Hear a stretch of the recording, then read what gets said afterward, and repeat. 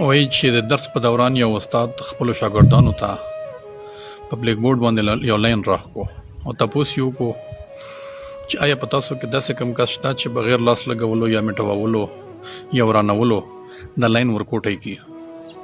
ټول شاګردان حیران شول چې دا څنګه ممکن ده چې بغیر ورانولو مونږ یو لیکلی شوی لاین ورکوټی کړو.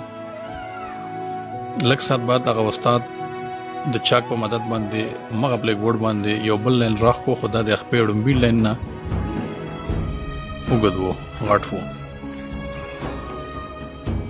استاد خپلو شاګردانو ته ډېر په ساده طریقه باندې وښیل چې د خپلې کامیابۍ دپاره ضروري نه چې ته بل تاوان وکړې، بل نقصان وکړې، د بل د کمي د بل د ناکامۍ سوچ وکړې.